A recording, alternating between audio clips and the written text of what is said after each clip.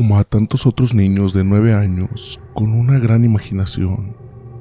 A Bill Ramsey le gustaba jugar solo. Los compañeros de juego solían cohibirlo. Con ellos tenía que jugar a juegos reales. Sin embargo, cuando estaba solo, su mente podía vagar libremente y ser cualquier personaje, desde el hombre de la máscara de hierro a Flash Gordon. Incluso oía música dentro de la cabeza, como en las emocionantes películas que veía los sábados por la mañana.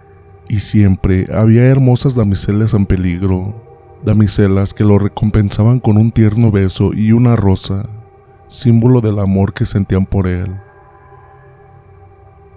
Bill Ramsey solía jugar solo en el patio trasero de su casa. Aunque no era muy grande, tenía un parterre de hierba y por la tarde era muy soleado. A veces su madre tenía la colada en las cuerdas que recorrían el patio de una puerta a otra, y el aire estaba saturado con el agradable y fresco olor de las sábanas limpias. Bill se la pasaba muchas horas jugando en el patio, y solo entraba en casa cuando su madre lo llamaba para cenar. En 1952, Bill Ramsey iba a la escuela, donde tenía muchos amigos. No obstante, seguía disfrutando de los juegos solitarios en el patio trasero casi siempre. Tal y como él mismo recuerda, aquel día en particular era un sábado especialmente soleado. Acababa de llegar a casa del cine y esperaba disfrutar de 2 horas de luz antes de que se hiciera de noche. Ayudó a su madre con algunas tareas domésticas y después salió corriendo al exterior, ansioso por jugar a ser un piloto de combate. Aquella tarde había visto 2 películas sobre las aventuras de la Fuerza Aérea Británica durante la Segunda Guerra Mundial, y en su imaginación, Bill estaba entonces a los mandos de un avión de combate, bajando en picado para atacar a un bombardero alemán que pretendía incendiar la ciudad de Londres. Estaba descansando tras haber dormido plácidamente la noche anterior. Tenía el estómago lleno, quizá demasiado por culpa de las palomitas de maíz que había comido en el cine, y se sentía inquieto y lleno de energía. Cuando llevaba jugando 1 hora, notó en su interior una sensación gélida, como una ola invisible. Incluso hoy en día, Bill recuerda perfectamente la sensación.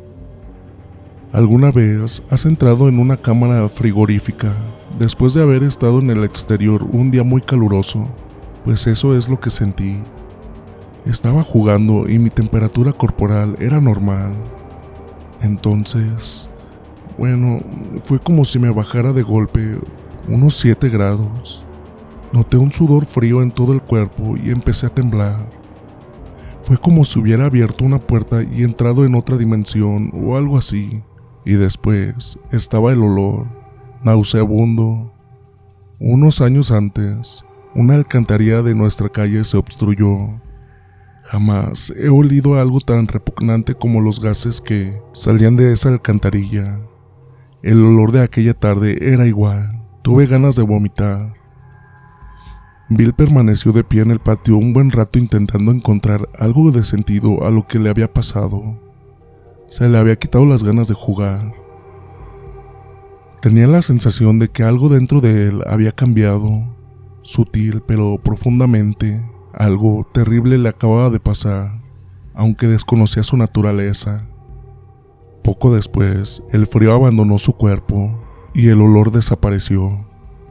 Volvía a ser un niño aparentemente normal de 9 años, de pie en el centro del patio trasero, con el pelo rizado, despeinado y la temperatura corporal normalizada. Aunque se puso nuevamente a jugar, ya no era lo mismo. Entonces, al cerrar los ojos e imaginar que era un piloto de avión, con la música sonando de fondo y los efectos de sonido resonando en su cabeza, se sintió ridículo. Aquello era algo que solo hacían los niños, y por extraño que resultara, Bill ya no se sentía un niño. La luz se atenuó. Por toda la calle, las madres llamaban a sus hijos para que entraran a casa. Sus maridos estaban sentados frente al televisor, tomándose una cerveza fría. Los niños entraban en la casa a regañadientes y se entregaban a la tortura de bañarse con agua fría y jabón, dejar que les cepillaran el pelo y desfilar más o menos ordenadamente hacia la mesa del comedor. O, al menos, eso es lo que ocurría en la mayoría de las casas, porque en una no todos los niños habían entrado en casa. En una, un solitario niño de 9 años todavía estaba de pie en el patio trasero, una sombra en la creciente penumbra. Algo le había pasado, pero no sabía qué exactamente, y eso le asustaba. Se sentía distinto. Hacía rato que había dejado de jugar. Se quedó mirando la primera estrella visible de la noche y sintió la gelidez extendiéndose nuevamente por su cuerpo. Se acercó lentamente a la valla para echar un vistazo al estrecho callejón. Sabía que si caminaba por él, terminaría llegando al mar. Le pasó por la cabeza la idea de subir a bordo de un barco como polizón, como hacía el joven Jim Watkins en La Isla del Tesoro, de Robert Louis Stevenson, y navegar hasta algún lugar remoto donde la gente no conociera su secreto. La extraña gelidez que sentía en su interior, la rabia creciente y desconocida que parecía dominarlo como un espasmo incontrolable. Su mente se llenó de imágenes fugaces en las que se veía a sí mismo en forma de lobo. Pensó en Larry Talbot, interpretado por Lon Chaney en El Hombre Lobo, en cómo le suplicaba a Dios que no volviera a transformarlo en lobo. A través de la niebla de sus pensamientos y miedos, oyó la voz de su madre pidiéndole que entrara en casa. Normalmente, aquel habría sido un pensamiento reconfortante, la garantía de que el mundo era un lugar seguro y conocido donde sus padres le querían, se preocupaban por él y deseaban protegerlo. No obstante, aquella noche la voz de su madre le produjo una sensación muy distinta. Aquella noche la voz le irritó. No sabía lo que le pasaba. No era consciente de que era perfectamente capaz de cuidar de sí mismo. Se dio la vuelta, sintiendo cómo la ira empezaba a dominarlo, pero la punta de su zapato quedó trabada en uno de los postes de la valla. Tropezó y cayó al suelo. En cuanto logró ponerse otra vez de pie, sintió cómo le embargaba una ira cegadora. Volvió a oír el gruñido ronco y escalofriante de una bestia frenética, y supo que, de algún modo, el sonido provenía de su interior. Se volvió hacia el poste de la valla, el cual estaba profundamente clavado en el suelo, y lo arrancó de un cuajo, con una violencia tal que llenó de tierra y hierba incluso el suelo del porche trasero. Al ver lo que estaba ocurriendo, su madre llamó horrorizada a su padre, y ambos salieron corriendo de la casa. Sin embargo, Bill estaba demasiado furioso para que sus padres pudieran contenerlo. Aunque incluso 3 hombres hubieran tenido dificultades para arrancar el poste del suelo, Bill lo había hecho sin aparente esfuerzo y con gran brutalidad, y en ese momento se dedicaba a dar vueltas al poste por encima de la cabeza, como si se tratara de un bate de béisbol. Aún había trozos de alambre clavados en la madera cuando sus padres se acercaron a él y le pidieron a gritos que soltara el poste. Bill lo arrojó al suelo, pero a continuación se dejó caer al suelo de rodillas y empezó a desgarrar el alambre con las manos.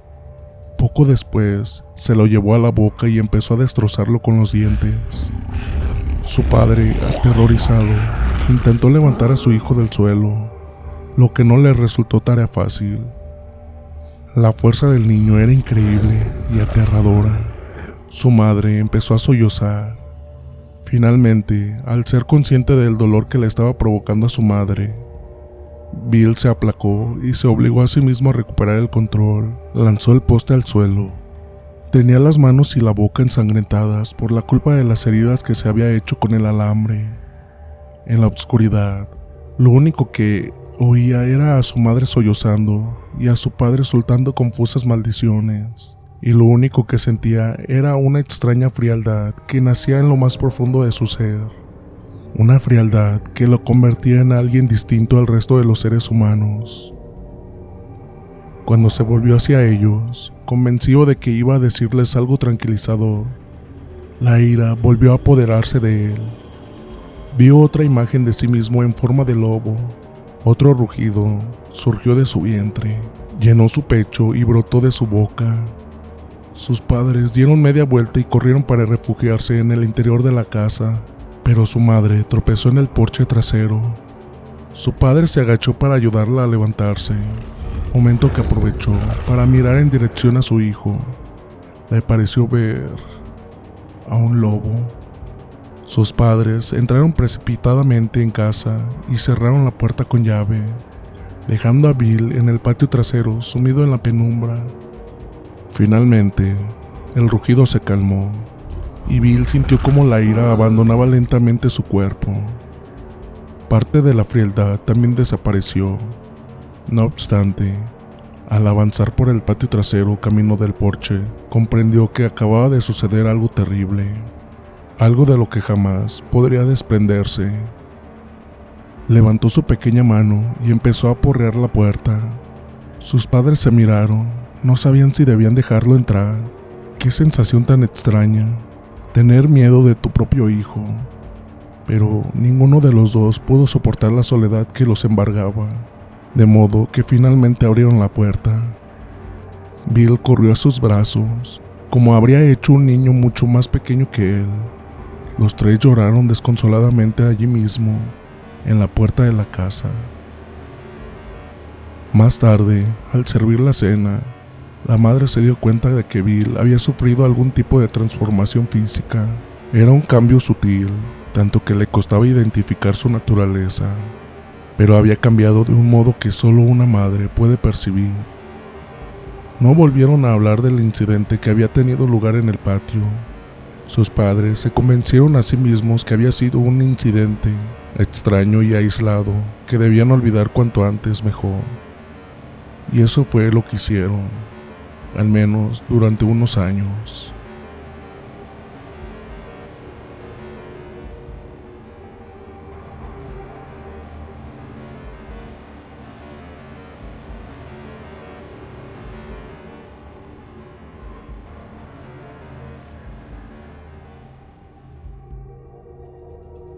Y bien, ¿qué tal les pareció esta pequeña historia que viene siendo la segunda parte del ataque del hombre lobo? Espero que haya sido de su agrado. No olviden comentar desde qué parte nos escuchan. Y a continuación vamos a mandarles saludos a Ana Mora, que nos pone: excelente historia, me encantó. Te mandamos un fuerte saludo, Ana.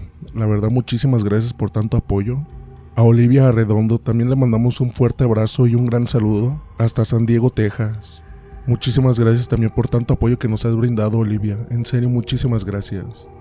También a Ofelia Castro le mandamos un fuerte abrazo y un saludo hasta Texas también.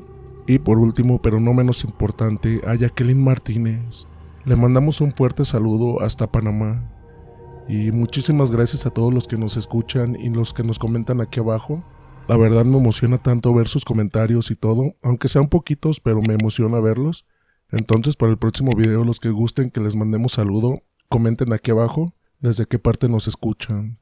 Y sin más, dulces pesadillas.